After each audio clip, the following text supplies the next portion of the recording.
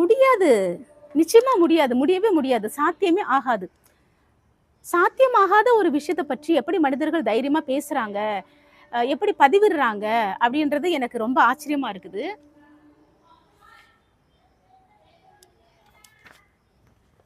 இதுதான் சாத்தியமாகாத அந்த ஒரு காரியம் அப்படின்னு நான் சொல்ல வரேன். பாறை மேல் வீடு கட்டுதல். நீங்களே சொல்லுங்க, பாறை மேல நம்மளால வீடு கட்ட முடியுமா? இன்றைக்கு நாம சாதாரணமா வீடு கட்டணும் அப்படின்னா எத்தனை வருஷம் ஆகும்? ஒரு சமமான இடத்துல நாம வந்து குழி தோண்டி ஆட்களை வச்சு வேலை செஞ்சு அஸ்திவாரம் போட்டு ஒரு வீடை கட்டுறதுக்கு நமக்கு ஏகதேசம் 1 வருஷம் 2 வருஷம் நிறைய வருடங்கள் ஆகுது.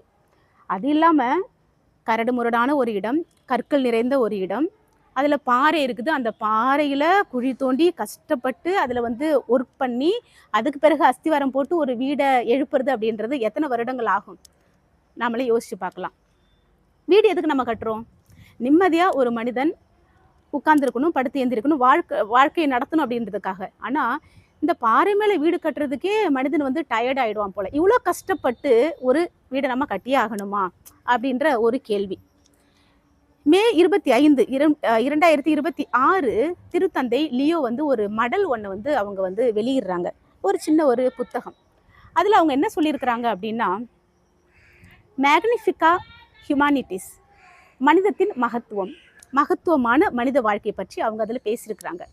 இந்த மகத்துவமான மனித வாழ்க்கை பற்றி இன்றைக்கு பேசக்கூடிய காரணம் என்ன?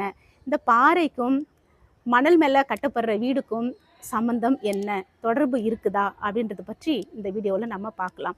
அதற்கு முன்பு புனித அன்னாளுக்கு நாம் வந்து திருவிழா எடுக்க போகிறோம். அதற்கான முதல் நாளில் நாம் இன்னைக்கு இருக்கிறோம். முதல் நாள் நவநாளில் நாம் இருக்கிறோம்.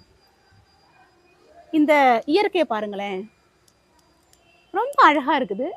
ஒரு அழகான சூழல். இந்த இயற்கையை ஒரு படம் எடுத்து நான் வந்து போஸ்ட் பண்ணுறேன்.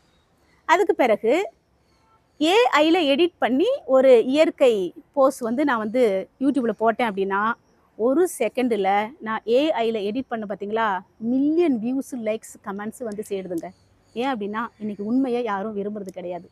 ரியாலிட்டி இதுதான் உண்மை அப்படின்னா அதை ஏற்றுக்கிற மனப்பூக்கம் யாருக்குமே கிடையாது.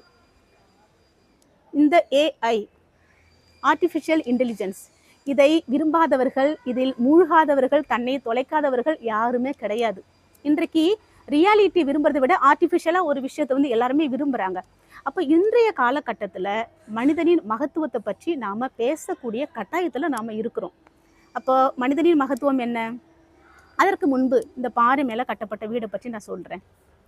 இறை வார்த்தையை கேட்டு, இயேசுவின் வார்த்தையை கேட்டு அதன்படி நடப்பவங்க எல்லாமே பாறை மேலே கட்டப்பட்ட வீடு போல ஸ்ட்ராங்காக இருப்பாங்க அப்படின்னு இயேசு ஆண்டவர் சொல்கிறாரு. இப்போ இறை வார்த்தை அப்படின்றது என்ன? அன்பு, மன்னிக்கிறது, தாழ்ச்சியாக இருக்கிறது, சமாதானம் ஏற்படுத்துறது. இப்போ இது வந்து மனித மாண்புகள். ஒரு சில குவாலிட்டிஸ் வந்து பேசிக்காக மனிதனுக்கு இருக்கணும். அப்போ அந்த பண்புகள் எல்லாம் மறைந்து போகிறது. ஆனால் இன்று ஏஐ வந்து ரொம்ப தலை தூக்கி இருக்குது அப்படின்றது தான். ஸோ இன்னைக்கு தாழ்ச்சியாக இருங்க அப்படின்னு சொல்லிட்டு ஒரு குழந்தைகிட்ட போய்ட்டு நான் சொன்னேன்னா அந்த குழந்தைக்கு நிச்சயமாக புரியவே புரியாது. ஆனால் அன்னாள் அவங்க வாழ்க்கையில் தாழ்ச்சியாக இருந்தாங்களா? இருந்தாங்க. எனக்கு 10 ரூபா கடன் தேவைப்படுது.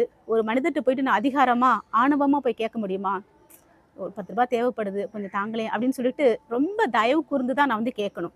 அப்போ அண்ணாளோட வாழ்க்கையில் பெரிய ஒரு அருள் தேவைப்பட்டுச்சு. அன்னை மரியாள் அப்படின்ற பொக்கிஷம் கிடைக்கிற வரைக்கும் தாழ்நிலையில் அவங்க அதிகமாக ஜபம் செஞ்சதை நாம் பார்க்குறோம். தாழ்நிலை இருந்த தம் அடியவரை தயவுடன் கண்கள் நோக்கினார். இந்நாள் முதலாம் தலைமுறையும் என்னை பேருடையாள் என்றிடுமே. இது வந்து அன்னாளின் மகள் மரியாளின் பாடல். அன்னாள் அவங்க வாழ்க்கையில் அந்த ஒரு எளிமையை, தாழ்ச்சியை அவங்க வந்து ஃபாலோ பண்ணதுனால தான் அன்னை மரியாளுக்கு கூட இப்படி ஒரு பாட்டை பாட முடிஞ்சிச்சு. இந்த பாடலில் மொத்தமாக என்ன இருக்குது அப்படின்னா, மைய கருத்து என்ன அப்படின்னா, ஏழை எளிய மக்கள் அவங்களுக்காக பாடப்பட்ட ஒரு பாட்டு. அவங்கள நம்ம எப்படி கடவுளை பார்க்குறது, அவங்களுக்கு தான் கடவுள் இருக்கிறாரு, அவங்களுக்கு தான் இந்த அரசானது, கடவுளின் அரசானது இருக்க போகிறது அப்படின்றத சொல்லக்கூடியதான் அந்த ஒரு பாட்டு. இன்றைக்கு நமக்கான கேள்வி, ஏழை எளிய தாழ்நிலையில் இருக்கின்ற மக்களில் நான் வந்து ஒன்றாக இணையிறேனா?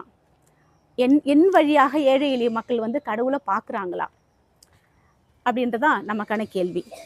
இன்னொரு விஷயம் நான் என்ன சொல்லணும் அப்படின்னா, தாட்சியை ஃபாலோ பண்ணுறவங்க கோழைகளா அல்லது அவங்க வந்து வீரர்களா? இயேசு வந்து ஒரு கன்னத்தில் அடித்தாங்க, இன்னொரு கன்னத்தையும் அவர் காமிக்கிறாரு, அடிங்கன்னு சொல்கிறாரு. அவர் கோழையா? அவர் கோழையா இருந்திருந்தால் வலிக்குதுன்னு சொல்லிட்டு கொஞ்சம் அப்படியே அமைதியாக பேசியிருந்திருப்பார். அப்படி இல்லைன்னா கீழே உட்காந்துருப்பார், என்னால் இதுக்கு மேலே முடியல அப்படின்னு சொல்லியிருந்திருப்பார். இன்னொரு கன்னத்தையும் எப்போ அவர் காட்டுறாரோ அப்போன்னா அது வீரத்தின் வெளிப்பாடு. அப்போது தாட்சியாக இருக்கிற ஒரு மனிதனை பார்த்து, ஒரு சகோதரி சகோதரரை பார்த்து, கிறிஸ்தவர்களை பார்த்து ஸ்பெஷலாக இன்றைக்கு பாதிக்கப்படுகின்ற கிறிஸ்தவர்களை பார்த்து, இயேசுக்காக வாழ்கின்ற கிறிஸ்தவர்களுக்கு எவ்வளோ இன்னல்கள் ஆனாலும் கூட மன்னிச்சுட்டு போகிறாங்க. அவங்க வந்து சிம்பிளிசிட்டியை ஃபாலோ பண்ணுறாங்க. அவங்கள பார்த்து இந்த உலகம் கோழையர் என்று ஒரு நாளும் சொல்லக்கூடாது. இயேசுவின் பண்பு அவர்களில் வெளிப்படுகிறது. எனவே இந்த முதல் நாள் நவநாளில் ஒரு கருத்து சொல்ல விரும்புகிறேன். தாழ்ந்தவர்களை, தாழ்வோரை நிச்சயமாக ஆண்டவர் இயேசு உயர்த்துவார்.